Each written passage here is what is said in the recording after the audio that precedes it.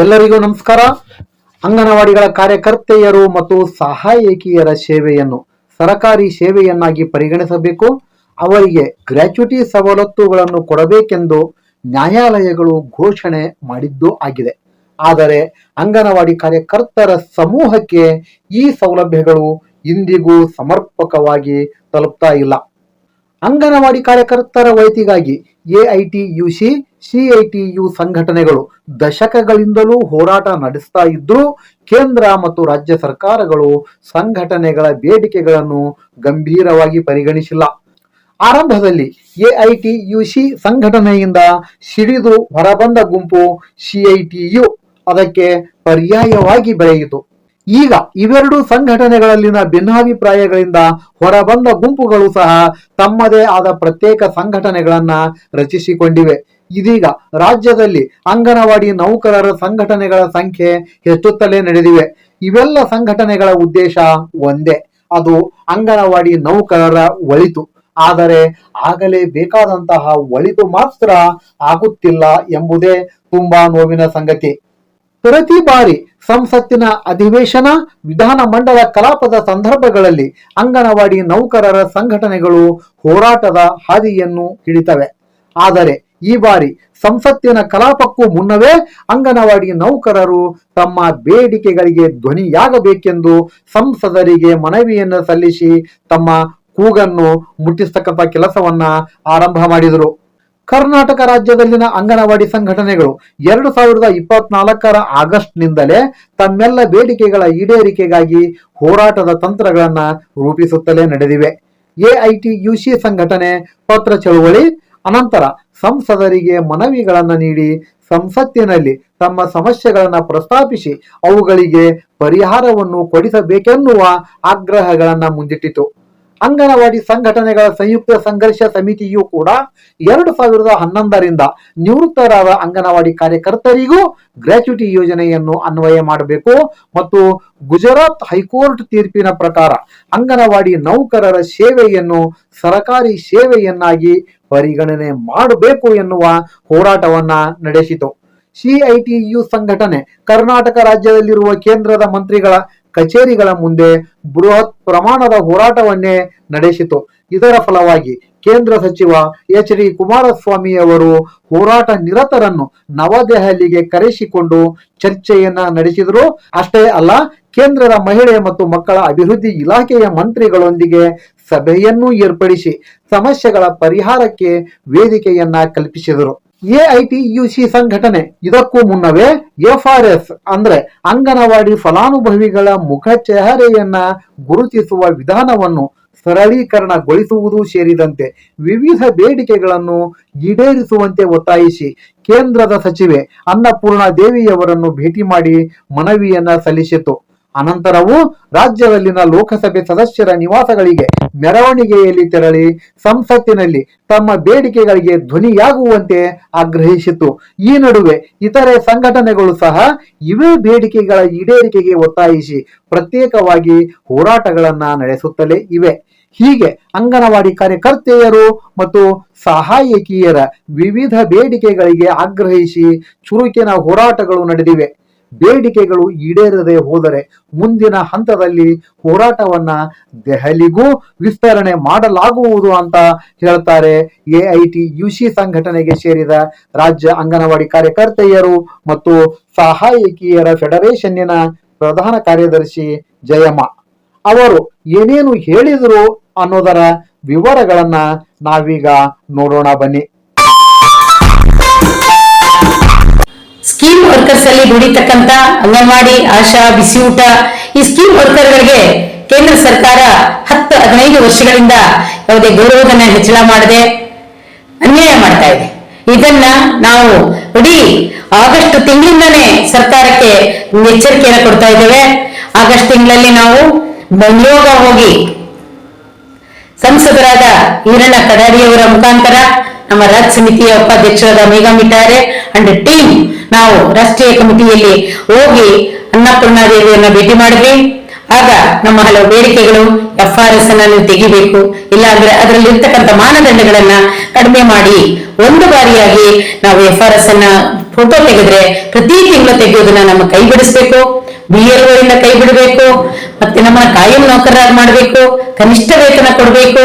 Gratuity supreme court ತೀರ್ಮಾನವನ್ನ ಕೊಟ್ಟಿದೆ, ಎಲ್ಲ ರಾಜ್ಯಗಳಲ್ಲೂ ಜಾರಿ ಆಗ್ಬೇಕು. ESI ಸೌಲಭ್ಯವನ್ನ ಕೊಡ್ಬೇಕು. ಹಾಗೆ ಶಕ್ತಿ ಇರೋವರೆಗೂ ದುಡಿಸ್ಕೊಂಡು ಮನೆ ಕಳಿಸ್ತೀರ ಸ್ವಾಮಿ, ನಮಗೆ ಮನೆಗೆ ಹೋದಾಗ ನಿವೃತ್ತಿ ವೇತನವನ್ನ ಜಾರಿ ಮಾಡ್ಲೇಬೇಕಂತ ಹೇಳಿ ಮುಖ್ಯವಾದ ಬೇಡಿಕೆಗಳನ್ನ ನಾವು ಇಟ್ಕೊಂಡು, ಮತ್ತೆ ಇವತ್ತೇನು ಮಹಿಳೆಯರ ಮಕ್ಕಳ ಆಹಾರ ಆರೋಗ್ಯ ಶಿಕ್ಷಣಕ್ಕೆ ಒತ್ತು ಕೊಡ್ತಕ್ಕಂತ ಒಂದು ಇಲಾಖೆ ಒಳಗಡೆ ಕೆಲಸ ಮಾಡ್ತಕ್ಕಂಥ ಕಾರ್ಯಕರ್ತೆಯರಿಗೆ ನೀವು ಅನ್ಯಾಯ ಮಾಡ್ತಾ ಇದ್ದೀರಿ.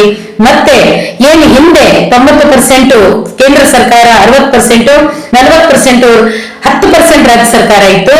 ಆದ್ರೆ ಈಗ ಕೇಂದ್ರ ಸರ್ಕಾರ 60% ಬಂದಿದೆ, 40% ರಾಜ್ಯ ಕೊಡ್ತಾ ಇದೆ.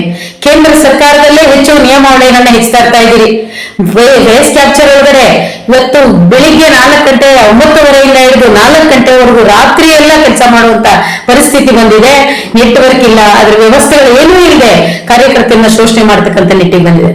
ಈ ಫೇಸ್ ಕ್ಯಾಪ್ಚರ್ ಇಂದ 5,000-6,000 ಫಲಾನುಭವಿಗಳೇ ಇವತ್ತು ಕೈ ಬಿಟ್ಟು ಹೋಗ್ತಾ ಇದ್ದಾರೆ. ಯಾಕೆ ಕಾರಣ ಅಂದ್ರೆ ಇವತ್ತು ಕೂಲಿಗಾಗಿ ಗುಡ್ಡ ಪ್ರದೇಶಗಳಲ್ಲಿ ಇರ್ತಕ್ಕಂಥ ಕೆಲ್ಸಕ್ಕೆ ಹೋಗ್ತಕ್ಕಂಥ ಪೋಷಕರು ಪ್ರತಿದಿನ ಬಂದು FRS ಮಾಡ್ಕೊಳ್ಳೋಕೆ ಕಷ್ಟ ಆಗ್ತಾ ಇದೆ.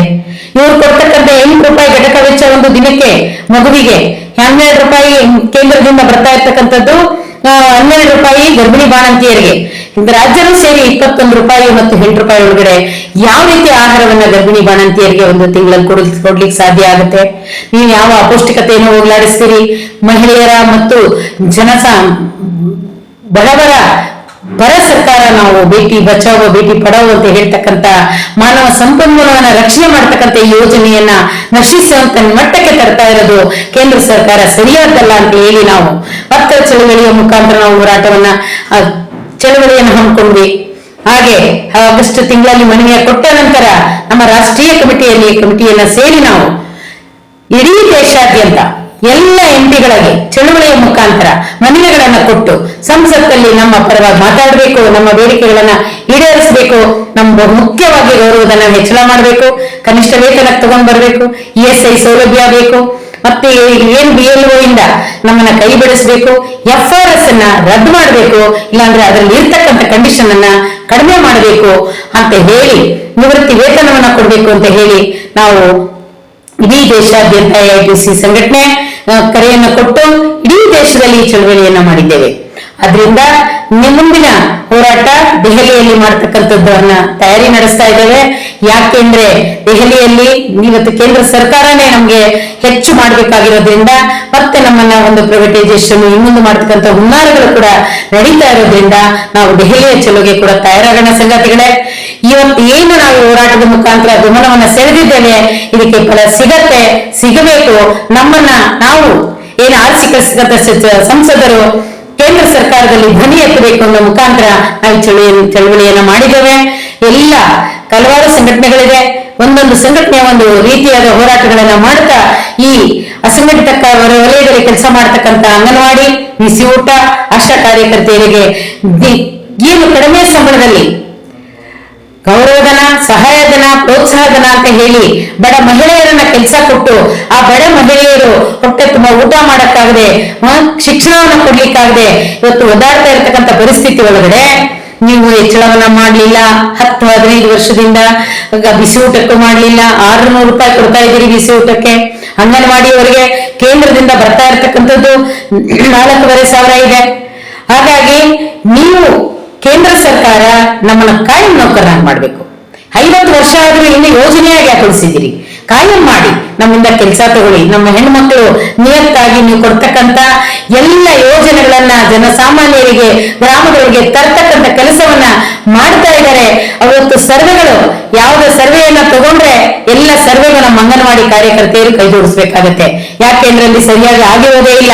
ಆಗ್ಲೂ ಕೂಡ ನಮ್ಮ ಅಂಗನವಾಡಿ ಕಾರ್ಯಕರ್ತೆಯರು ಹೋಗ್ತಾರೆ. ಎಲ್ಲ ಕೆಲಸವನ್ನ ಇಷ್ಟು ನಿಷ್ಠೆಯಿಂದ ಮಾಡ್ತಕ್ಕಂಥ ಹೆಣ್ಮಕ್ಳಿಗೆ ಜೀವನವನ್ನ ಹೊಟ್ಟೆ ತುಂಬಿಸ್ಕೊಂಡು ಮಕ್ಕಳನ್ನ ಸಾಕ್ಲಿಕ್ಕೆ ಈ ಬೆಲೆ ಏರಿಕೆಗೆ ತಕ್ಕಂತೆ ವೇತನವನ್ನ ಜಾಸ್ತಿ ಮಾಡ್ಬೇಕು ಅನ್ನೋದು ನಮ್ಮ ಆಗ್ರಹ. ಹಾಗೆ ಇವತ್ತೇನು 4 ಕೋಡ್ಗಳನ್ನ ಮೋದಿ ಸರ್ಕಾರ ತಗೊಂಡ್ ಬಂದಿದೆ. ಆ ಕೋಡ್ಗಳಲ್ಲಿ ಒಂದು ವಿಶ್ಲೇಷಣೆಯನ್ನ ಕೊಡ್ತಾರೆ. ಎಲ್ಲ ಕಾರ್ಮಿಕರಿಗೂ ನಾವು ಎಲ್ಲ ESI ಅನ್ನ ಕೊಡ್ತೇವೆ, ಕನಿಷ್ಠ ವೇತನವನ್ನು ಕೊಡ್ತೇವೆ.